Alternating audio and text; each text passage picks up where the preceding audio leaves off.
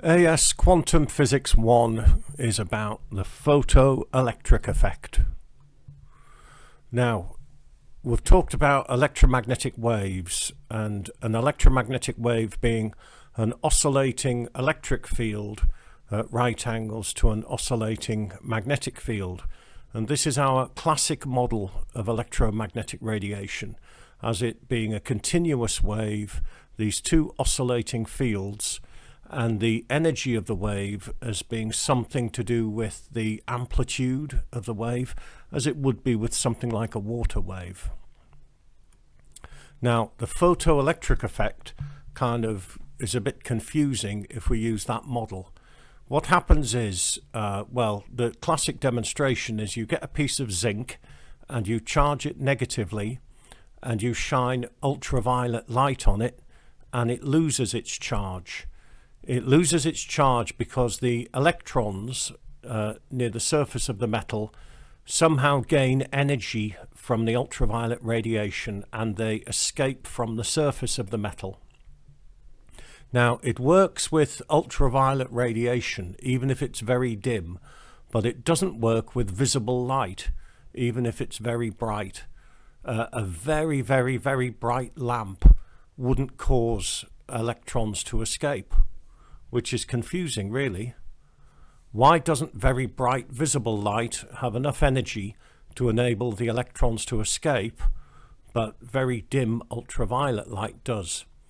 And so perhaps we need a new model of light, and the person who came up with this new model, somebody you might have heard of, called Albert Einstein. Now, the light arrives in little packets called photons, and each photon has a certain amount of energy. It's a little packet of energy, and a single photon gives all of its energy to a single electron, and if it gives it enough energy, then the electron escapes. And the energy of a photon depends on its frequency. And if a photon doesn't have enough energy, then the electron doesn't escape. And then the intensity of the radiation is basically how many photons there are. And the energy of a photon, we work that out using this equation, E equals hf. E is the energy of the photon, F is its frequency, and h is Planck's constant. And there's the value for Planck's constant there. And Einstein's photoelectric equation basically says that hf, the energy of a photon, and it gives its energy to an electron. Now, phi is called the work function of the metal, and that's how much energy an electron needs to escape from the metal.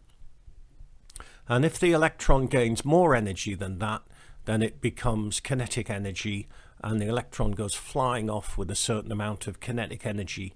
It becomes a photoelectron. This is looking at our new model of light.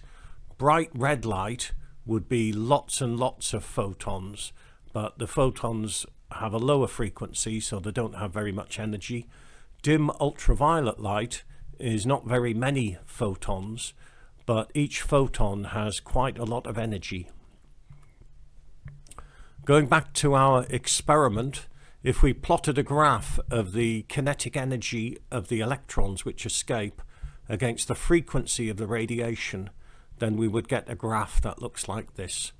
Below a certain frequency, below the threshold frequency, nothing happens, because basically the photons don't have enough energy. Their energy is less than the work function.